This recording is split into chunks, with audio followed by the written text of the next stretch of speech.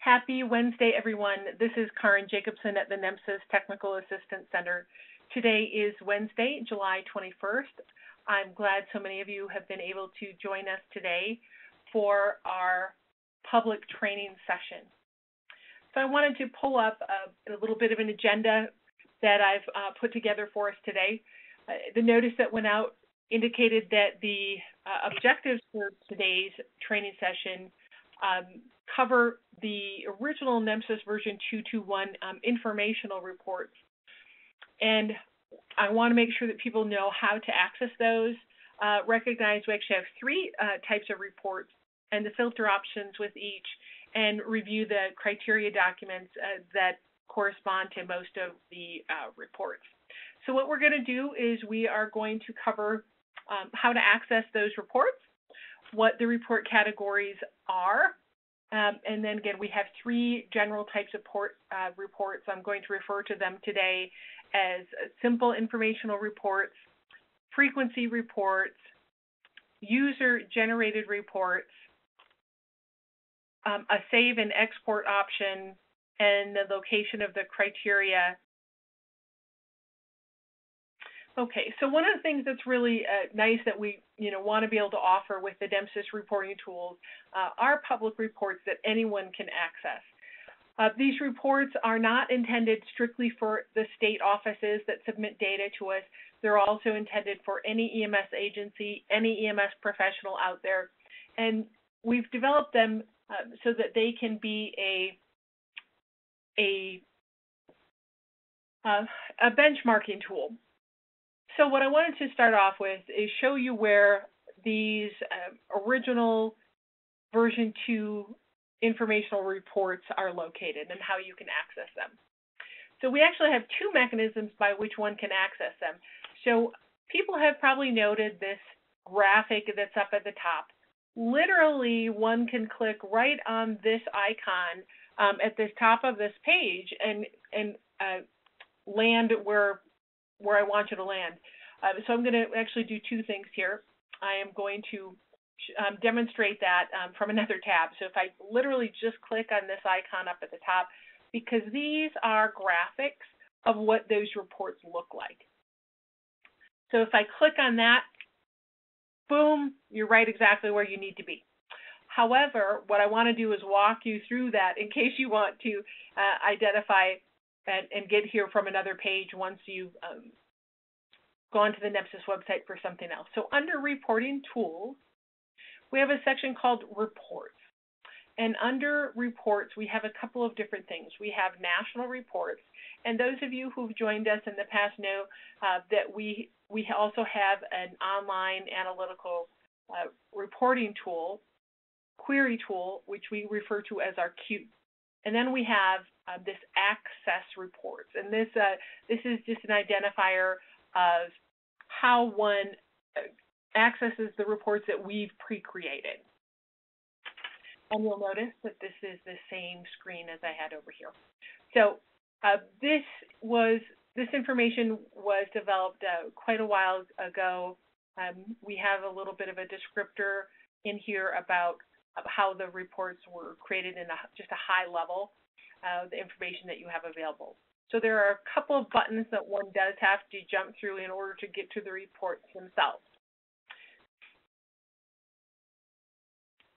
So this is so what you notice, let me get back here. This is this is not a population-based data set, but what we do is we aggregate the data so you can't see the data at a record level. So you just understand what some of these are.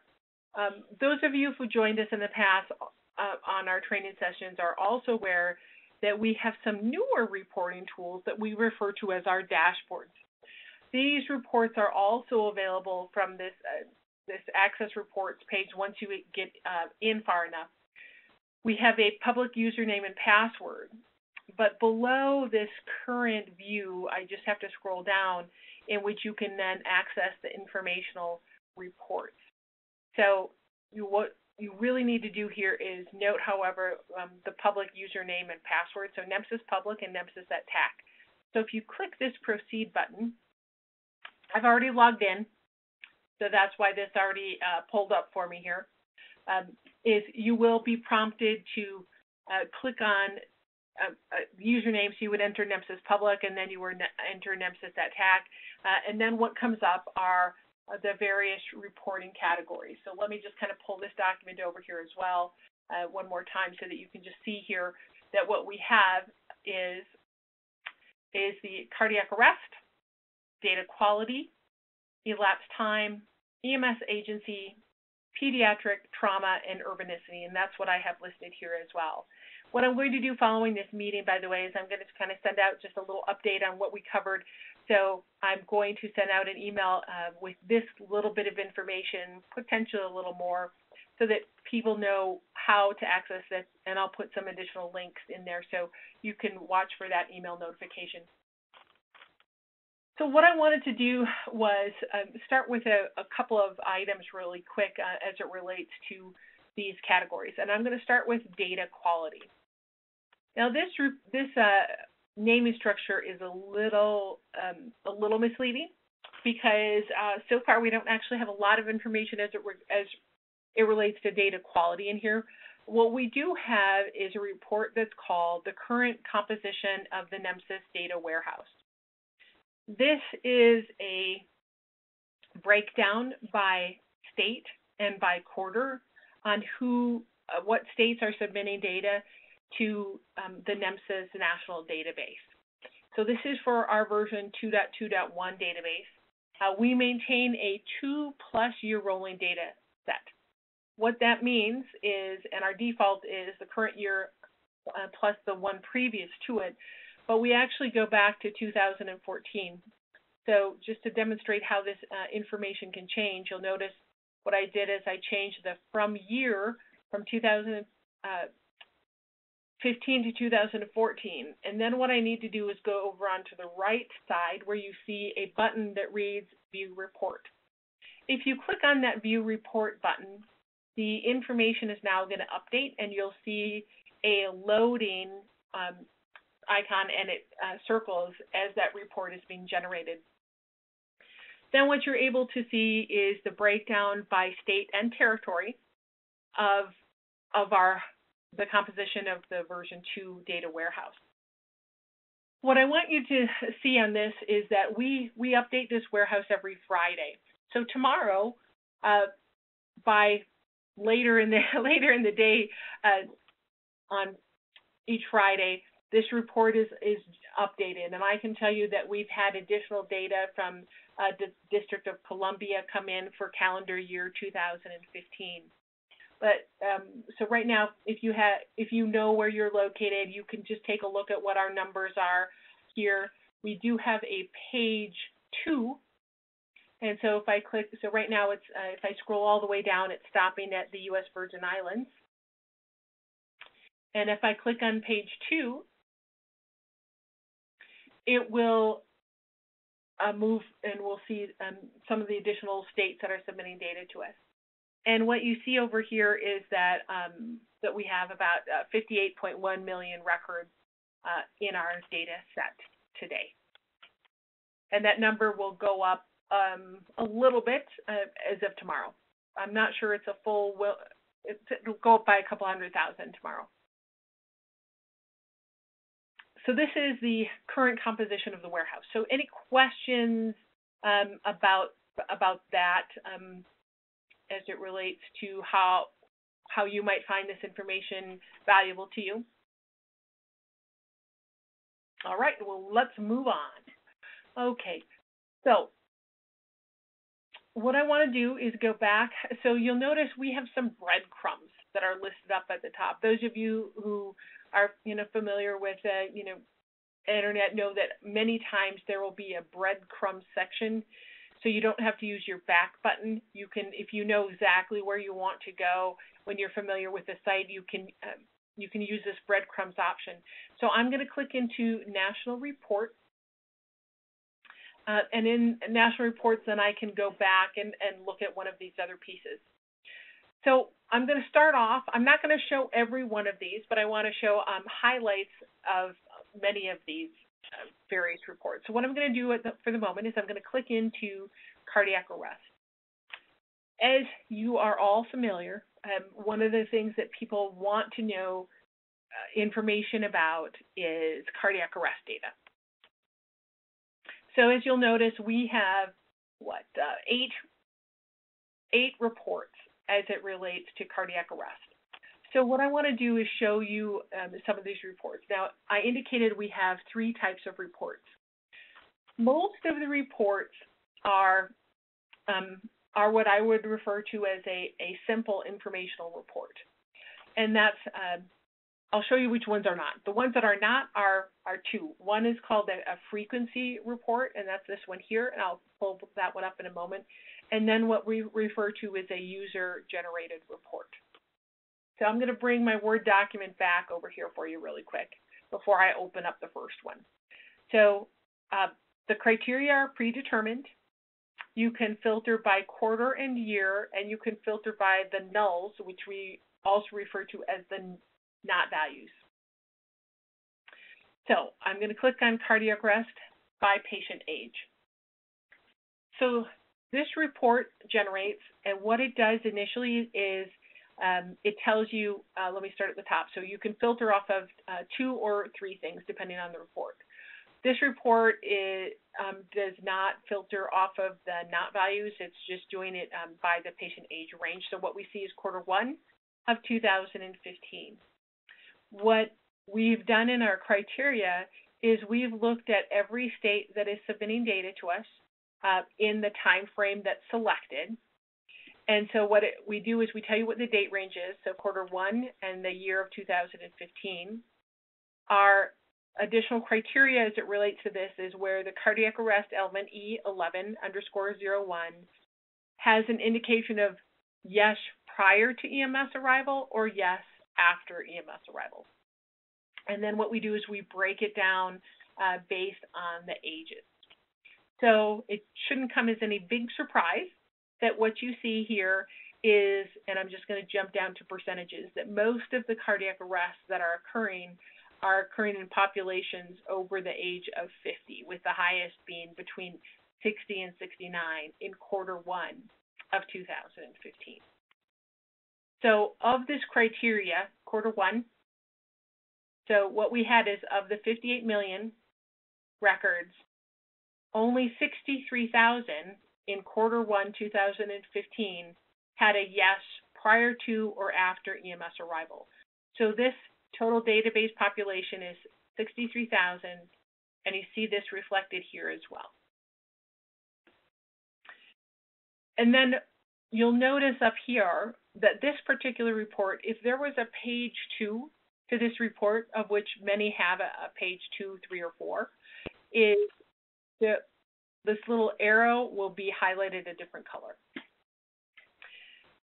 You're able, and I have this listed as kind of the item number 4, but we do have the ability for you to export these data, this report out. So you can create a PDF of this report. So you would have this information, and I'm just going to say to open it here. And so it would generate like this. It will indicate the date the report was generated, so 7/21. And then you would be able to have this report. You could save it. You could do some comparisons within your own EMS agency, within your own state, to see if your breakdown by ages is similar to the rest of the nation. Questions so far? So what I'm going to do really quick is show you two additional things. So this is on the filter. You can go in and add quarters 2, 3, and 4 to this report. And then, just as I said before, if you change any of the filter criteria, the report is going to go away, and then you have to click on View Report in the upper right-hand corner, and the results will update. And then you have the ability to take a look at it and see if anything changed. And so here are your results. So no big difference as far as percentages go. Obviously, the counts have increased, but the percentages, for the most part, remain the same. Okay, I'm going to go back to the cardiac arrest breadcrumb here, so the main folder for cardiac arrest, and I am going to move to the cardiac arrest frequency report. And as that report is generating, as your screens update as well, you'll notice that it was indicating a loading. So what I'm going to do is pull this up here a little bit here and just show that the frequency reports or the user-generated reports, they have some of, they open up to a default. There's some various information that's going to populate in here. I kind of view this one actually more as a user, well, a frequency report here. So what you're going to see is the same information. What we have in here is cardiac arrest. Again, the yes after EMS arrival and yes before EMS arrival. What's different here is we're now not limiting all of the data. So although it says yes after EMS arrival and yes prior to EMS arrival, it's showing the total date range that we had for Q1 is 7.2 million records. But our frequency distribution, as you see here, is the same as it was on that last report. So it is based on yes after EMS arrival and prior to EMS arrival. What this report does is a couple of more things. It lists off all of the elements that we provide information on. And so as a cardiac arrest, we also have a filter criteria of the cardiac arrest etiology. So all those are listed up here. So you can add that as an additional piece of criteria, or you can actually look at it down here first. So I'm going to open up this section here. And so we start off by saying, here's cardiac arrest etiology for cardiac arrest patients.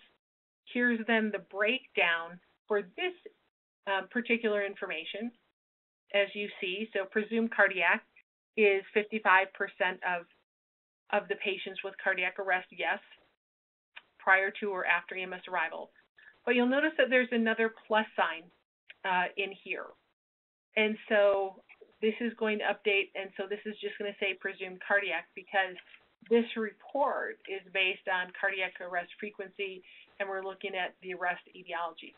So this, in this case, isn't giving us a lot of information. But if you wanted to know the gender of the patient, we see that males have more cardiac arrests than females. And if you click on the plus sign of the male within the gender section here, apparently I didn't click hard enough, this will update, and now you can see the breakdown of the etiology for the male patient. So again, overall 59% of the patients with a cardiac arrest, of those, we'd had 56% of those listed here as a presumed cardiac. Now, I want you to note in this gender section, I'm gonna minimize the male here really quick so we don't see the cardiac arrest etiology. And what I want you to see here is what this is an indication of is that we had roughly, 600-700 patients that the gender was not documented. So they did say the patient had a cardiac arrest, yes, but they did not document the gender for these patients. And we may find that that's the same for race and ethnicity. So here we have, here are the not values, right? These 5, well, in this case 4, are not values. Oops, there's not available down here because it's an order of percentage. So we see again that quite frequently race is not documented. But what you're able to do is look and see, okay, did we have any mass casualty incidents that we also had a cardiac arrest patient?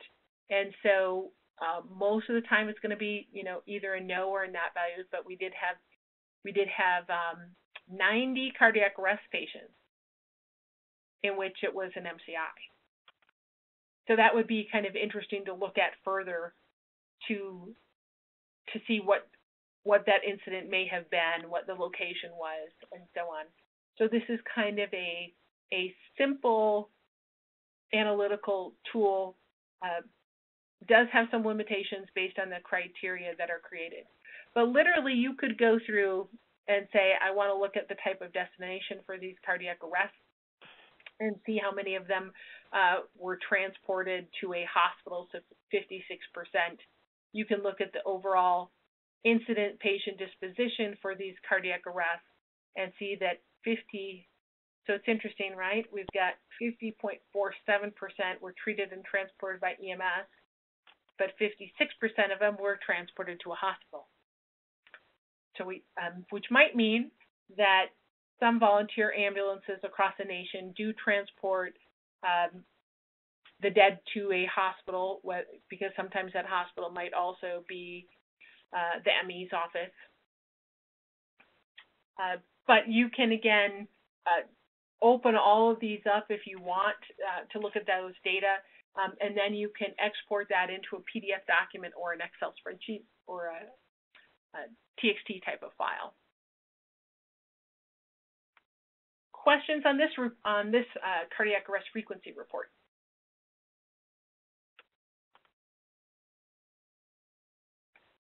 Hearing none, I'm going to go back to the cardiac arrest list, and I'm now going to go to the user-generated report. Now, this report has some additional ability for you as a user to filter. This one generates as with some defaults created. So most of our defaults are Q1 2015. We default it to lights and sirens, report complaint into dispatch, and here is listed as cardiac arrest because we're in the cardiac arrest section. This time around, this is as a female, and you can see these criteria also listed down here. But so this is then saying if you only want to look at female patients, you can look at all of these data. You can see what the primary symptoms were for these patients. And just so you know, in this particular report, the include nulls, and so these are the 5 not values.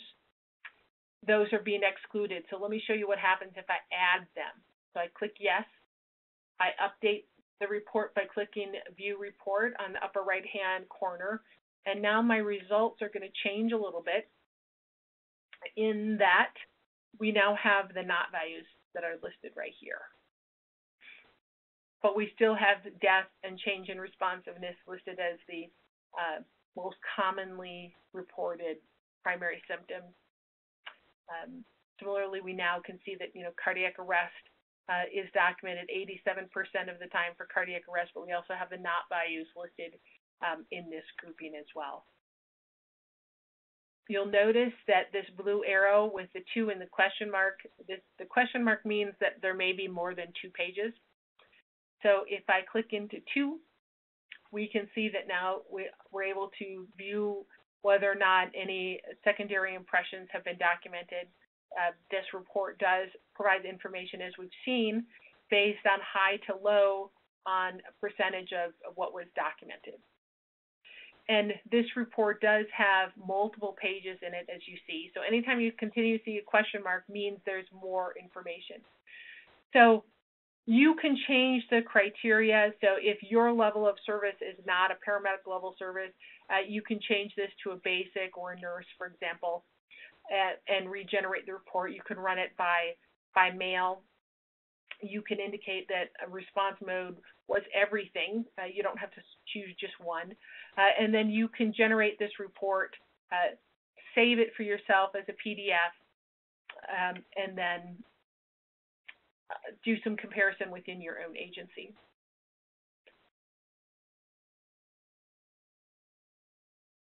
Going to my so this last page actually was just some indicators of some of the criteria.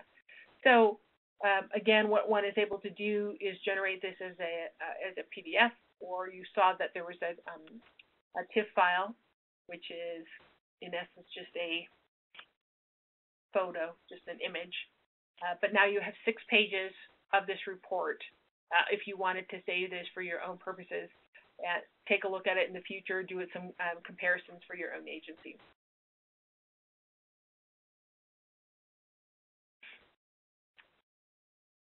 Okay, I am going to go to some of the other reports just to show you. So I'd actually kind of generated some of these before. So let me, so within the pediatric category, we have user-generated and pediatric frequencies. So I'm just going to jump over to these. Again, I pre-generated some of these just so that they were there. So this is the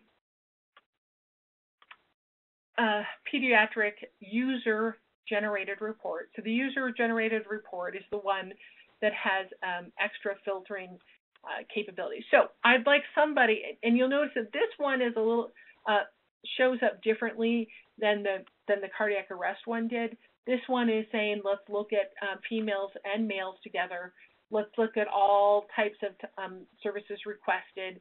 So one could say, we're looking at pediatrics. Let's take a look at how many interfacilities there are as opposed to 911. So we can change this up. So here's where we're going to get interactive, you guys. I'd like someone to give me some criteria that they would like me to change this to.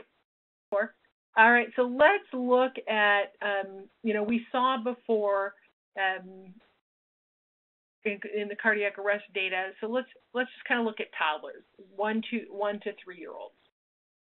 And we don't care about the gender. We don't really care. Let's only look at 911 response scenes for that information. I'm going to include the nulls, and let's look at all complaints reported by dispatch. I'm going to click on View Report. I should have changed it to include all of 2015, but that's okay. We'll just look at Q1.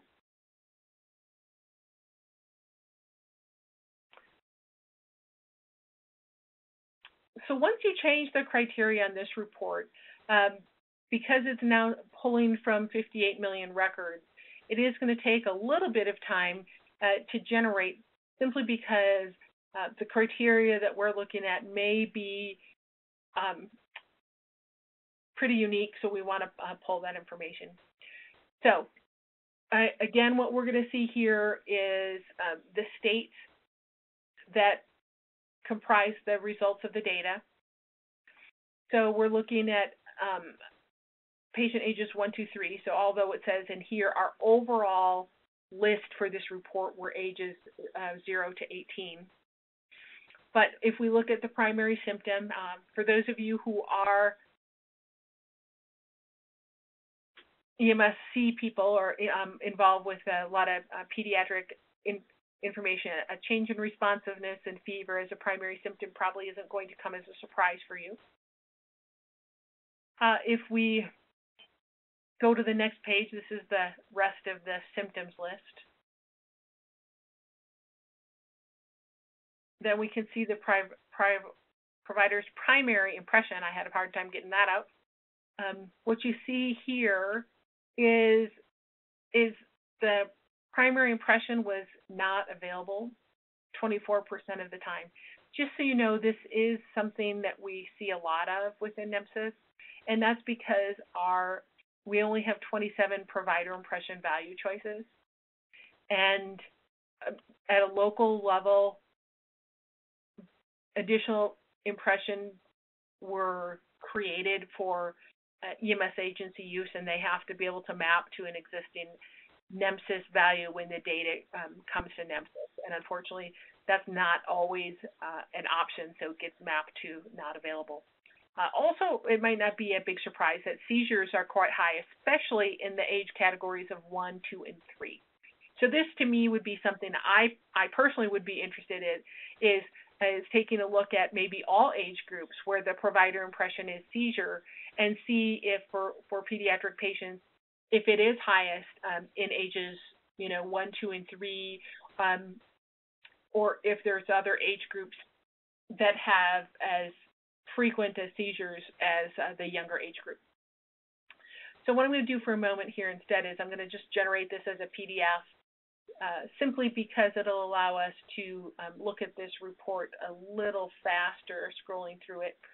So you'll notice that there's now 9 pages to this report. So we just looked at the provider impression. There's also secondary impression. Seizure, once again, is the highest actual provider impression that's documented. we don't always get secondary impressions submitted.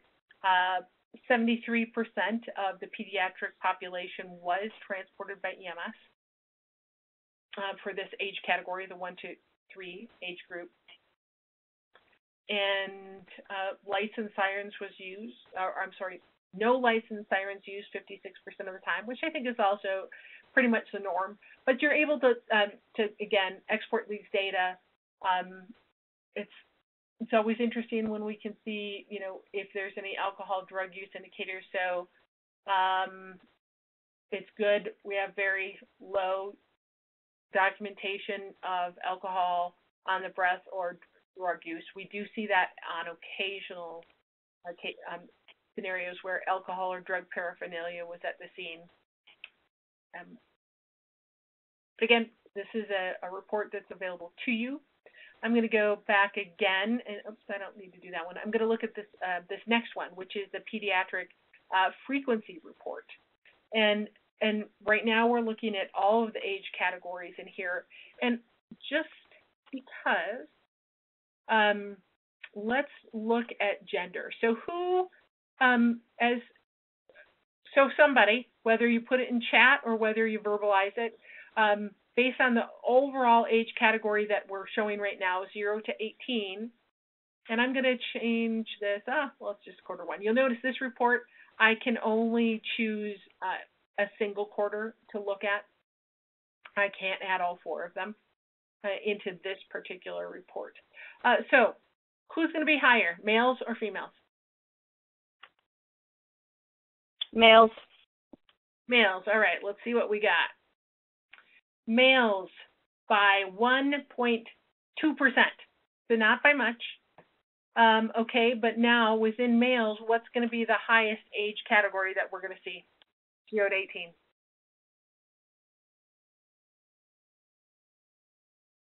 I know, you got 18 numbers to choose from, 19 numbers to choose from. Let's open both male and female, and let's see if there's enough similarities between the two where we have, let's see here. So for males, it's 1-year-olds, not 18-year-olds and 1-year-olds. Well, and of course, I guess the under 1 age category is at 12%. For females, 11%. So those, but for females, the highest is actually the 18-year-olds, which surprises me a little bit. So there almost appears like a more equal distribution for females than for males. You see a higher percentage in the older age categories for males. Anyway, you can start to look at the data.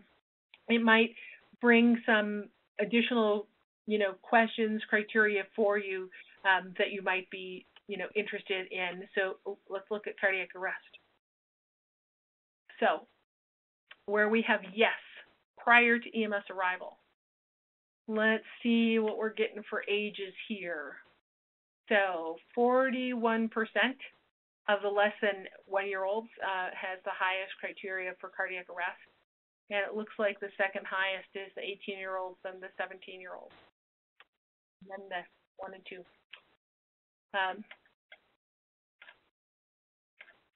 Always some scary stats there a little bit, right?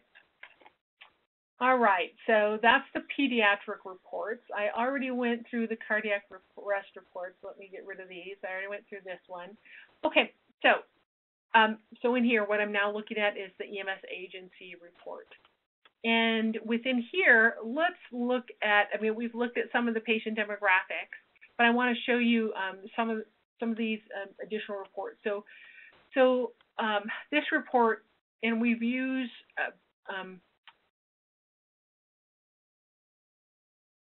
a combination, as you've seen, of tables and various charts.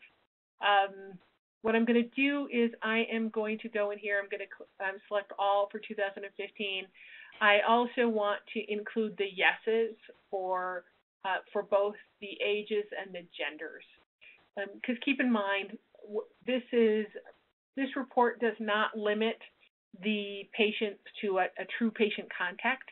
So sometimes when we might have a not recorded of 12%, that might truly be because of these 28.8 million responses, there 3.4 million of them may have been a canceled call, a no patient found call, so no patient contact. And sometimes if we kind of do the math, we can try and figure out if the not recorded equals the not recorded for the gender, but that's not the case in this section. Oh, I'm going to go back to this section.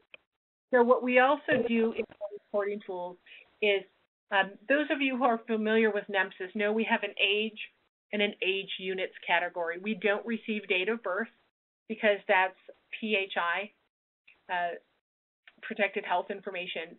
And what we do initially is we have the grouping. So if there's years, that obviously goes to a 1 to whatever the age of the individual is, including over 100. But if there's someone who's documented as 14 months, we transform that data, a 14-month-old, to be a 1-year-old. So if we get 14 months, that person comes in as a 0-1 age of years. If it's a 3-day-old, that gets grouped into the less than 1 year category. Or 3 months, same thing, less than 1 year category. So if you've ever wondered how we handle the data when someone is able to document a newborn or a week or a month-old, we're able to transform that data and group it into categories of less than 1 year.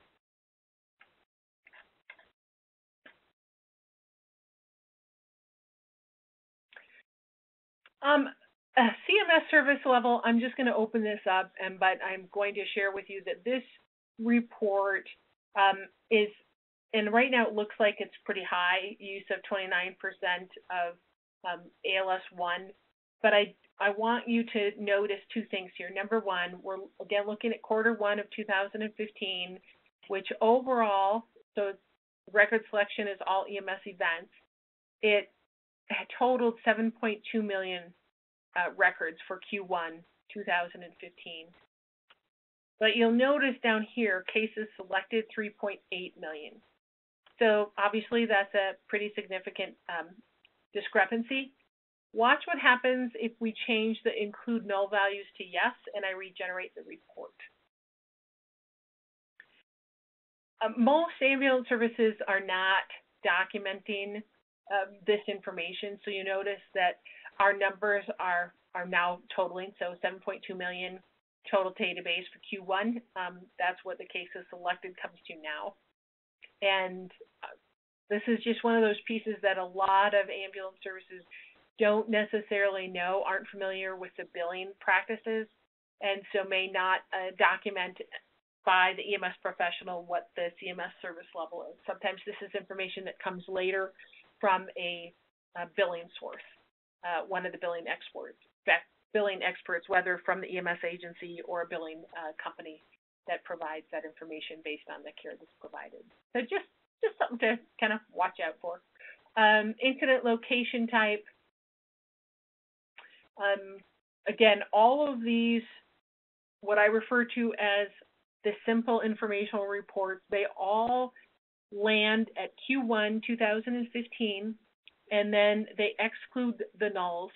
So my recommendation is you always add the nulls back into the report, regenerate the report, and so this was kind of split into 5 categories. So little word of warning, all of these are going to total up to 100%. So you'd actually have to pull both of these into one in order to get a better representation of the actual incident location types. So this is only the bottom 5 and the top 5 and the bottom 5, and we're missing the middle, just so you know. So just kind of be aware of that. All right, let's see. Oh, so the other thing we do within NEMSIS is we have 2 additional reports that are referred to as Urbanicity. So I'm going to show this one first. Let me see if I can Actually, let's go back to this one.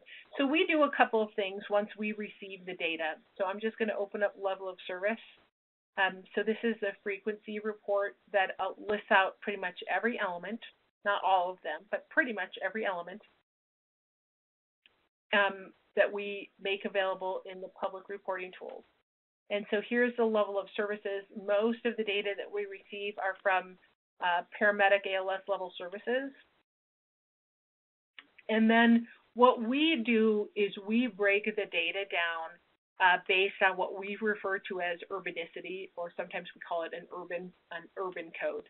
And the value choices are urban, suburban, rural, and wilderness. And that's information that we take based on the EMS agency, and we identify their home zip code and county. And from that information, we determine whether they tend to provide an urban, suburban, rural, or wilderness service area is what they cover. But this is information that's not part of the NEMSIS standard, but does provide some interesting insight as far as determining, where the calls are, what the elapsed times might be, and how that might impact overall responses when you're looking at comparative data. So depending on where you are located as an EMS agency, this information could be very interesting for you to do some benchmarking at a national level.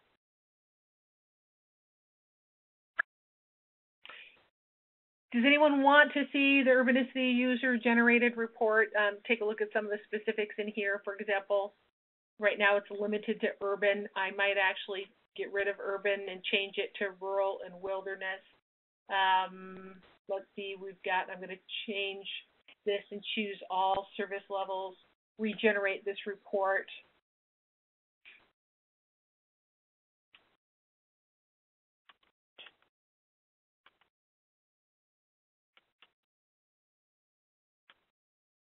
Just again, so you can look at just some information and see where the type of care that's in essence being provided in rural and wilderness USA. And again, this is one of the reports that takes the longest to generate, especially as you change the criteria, because of the amount of data that it's pulling. Any questions, any thoughts on these original reports? And these reports were created almost 10 years ago now. And, they provided a lot of information. And what we've done over, the last 10 years is create additional reports, such as our dashboards. And we created our query tool, which is the NEMSIS Cube. So two things. I should have said this. These reports only work in Firefox and Internet Explorer. They don't work in Google Chrome. So if you were trying to use Google Chrome, that's where you were probably, yep, very good, Bill, you fixed it. Yep, you were using Chrome and they didn't show up. Yep, blank pages. My apologies that I did not mention that at the beginning of the webinar. All right, so let's take a look at this urbanicity results. And again, I am just going to generate this as a PDF.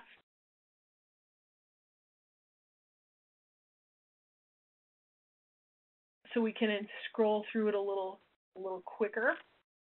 What's kind of interesting about this, knowing that I said let's look at the urbanicity, you'd be able to look at the data and say, okay, Washington has 2%, Wisconsin has 2%, North Carolina has 7%, Florida has 8%. I'm actually a little surprised at that, mostly because overall we do see that Florida represents most of the data within NEMSIS, followed closely by North Carolina, Pennsylvania, New York. So it'd be interesting to look at some of the initial reports that I showed you where we didn't, I didn't look at a specific urbanicity to see if the breakdown is the same. And shucks, I should do that myself. In any case, let's just take a look real quick. Primary symptoms, we see this across the board. Pain is the primary symptom we see for most scenarios, unless you start looking at things such as stroke or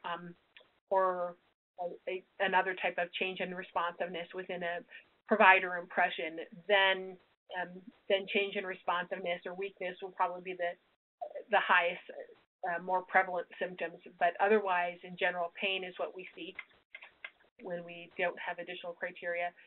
Provider's primary impression, traumatic injury, 21%. Now, you might think this is a little surprising, but keep in mind that if you look at the provider impressions, if you look overall and say that pretty much anything that's a trauma call gets lumped into traumatic injury within the impression list. Whereas if you add up respiratory distress, chest pain, abdominal pain, all of these as medicals, the medicals are higher than the traumas within the system.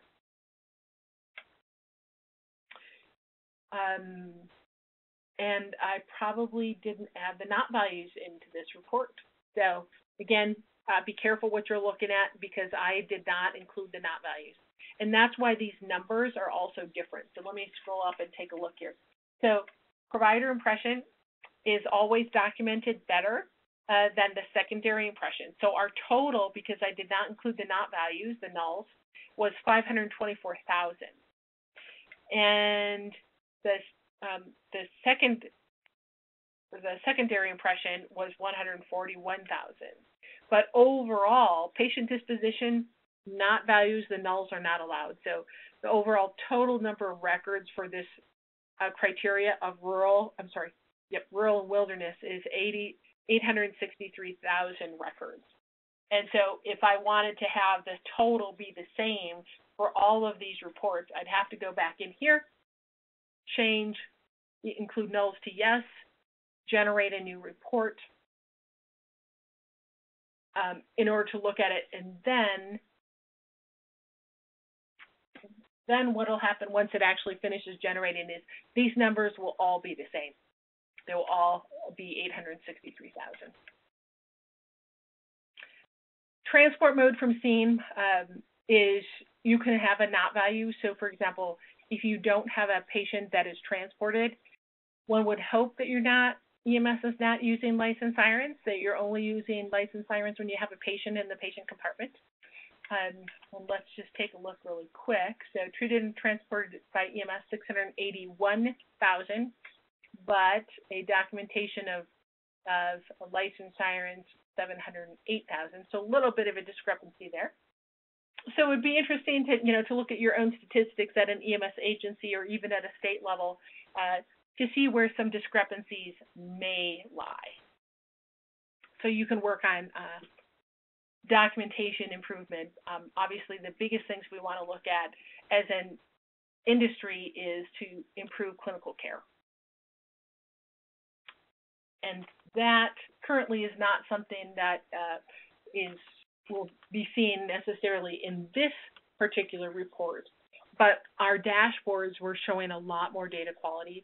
And tune in for our August training session. We are now slowly building. We have to vet them yet a little more, but we are receiving more and more version 3 level data. And as we do so, we will have our first public dashboard with version 3 data available, we hope, about a month from now. So I highly encourage you to join us in August so you can see how that version 3 data is looking. All right. Any questions as it relates to the, oh, I know what I forgot. Shame on me. So you've seen as I've displayed, so I'm going to go back to my little agenda here, right? So how to save and export it, but the location of the criteria documents. I did not show you that. So under reporting tools, report. So we have this section called EMS Agency Report. This is also where we're advertising the training sessions, in addition to having them go out via our email notifications. So if you want to know what our next training session is, what the topic will be.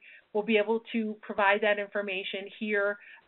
The link for the Join Me session will be here, who the original host is going to be Kevin. But if you scroll down in here, so here's a version 3 tool for you to utilize. But below that, so down here is a NEMSIS version 3 report specification categories that I showed you before. And then we have various documents. So let me click on, let's see here. Let me look at the cardiac arrest by patient age. So this document is going to tell you what the purpose of the report was, definitions of various information, and then we tell you how we determined their criteria. So the dates are determined based on the unit notified by dispatch date, so E0504, age units, cardiac arrest. So we explain all the criteria that was used. The other place that you can get this information is, so the landing page for this information, when you first got to this here, was here. This is our landing page. But there's a breadcrumb up here that says NEMSIS version 2. If you click into NEMSIS version 2, you'll see two things: national reports, report specifications, and state reports. The state reports folder looks exactly the same as the national reports. The difference is state EMS office personnel are able to click into here. I mean, they have their own username and password, and these reports generate for them with their state level data so that they can do a comparison of their states to the national database. But this report specifications document, this has the exact same information that I just showed you. So these are PDFs of the criteria that was used to create everything. So one of those that I showed maybe was was the patient demographic by frequency. So this report goes through, it gives definitions for race, for ethnicity, indicates the data elements that were used in there, and some exclusions and limitations. So you're always able to go back and look at the criteria that was used to create the report. And just so you know, our original intent with the creation of these documents and these reports was that software companies across the nation could build these reports as well, and they would be available at a local EMS level within your software, the software that you had selected. And you could do run a report at a quarterly basis or annual basis within your system, and then you'd be able to come to the NEMSIS report and do a comparison. All right, well, I want you to know people didn't think I'd be able to talk about this for an hour. They obviously don't know me very well. But here's all this information for you as you need it. So these reports are available to you, to the public. All you need is the NEMSIS public username and password to get in. Questions? Anything you'd like to see in report development moving into the future, for whether it's for version 2 or for version 3? All right, well, hearing none, please join us next month, the 3rd Thursday of August, and we'll look forward to hearing you or seeing you on the call. Be well, everyone. Thank you.